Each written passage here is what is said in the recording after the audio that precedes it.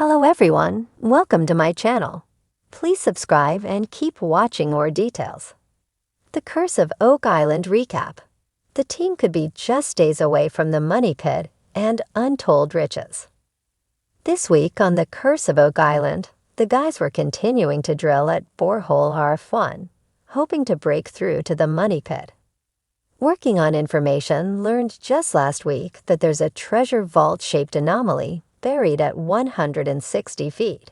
That's 13 feet by 13 feet. The same diameter as the money pit found in 1795. The guys aimed the giant oscillating drill in that direction ever since.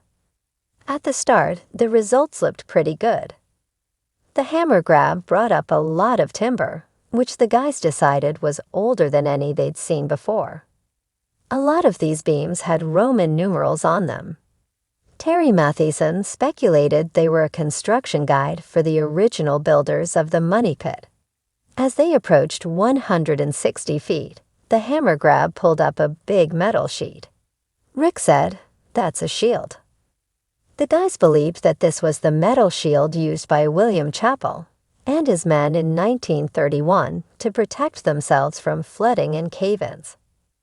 The Chappell shaft was thought to have fallen just shy of the money pit, which meant the guys could now have been merely a few away from the treasure vault. But because this is Oak Island and nothing is easy here, they hit a snag. A buildup of pressure on the oscillating drill caused a bracket to break on the crane, which shut down the operation. Something big and hard was in the way of that drill, and it wasn't going to shift easily. Marty Lagina asked, "It's grinding on something. Is it something we want to find?" Vanessa Lucido, CEO of ROC Drilling Equipment, suggested they stop drilling and use the weight of the hammer combined with gravity to try to dislodge the object before continuing. The team expected this to take a few days, so they decided to pack up and go home for the night. But we all know the guys can't sit around and do nothing for long, right? They turned their attention to Lot 25, which is the area where 18th century Oak Island landowner Samuel Ball had his property. Ball, a former slave from South Carolina, arrived on the island just after the American Revolution as a humble cabbage farmer, but went on to become very wealthy and own a large part of the island. "It's a real rags to riches story," said Oak Island historian Charles Barkhouse. Many speculated Ball's wealth was possibly due to discovering and perhaps hoarding some of the Oak Island treasure.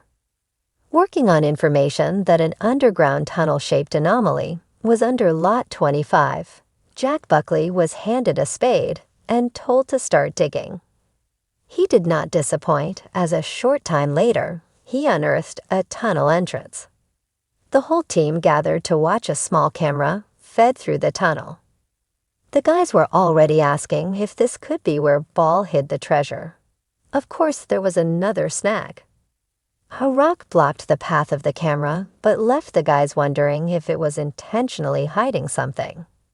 As Marty said right at the end of the episode, typical of Oak Island, it never goes easily. He couldn't be more right.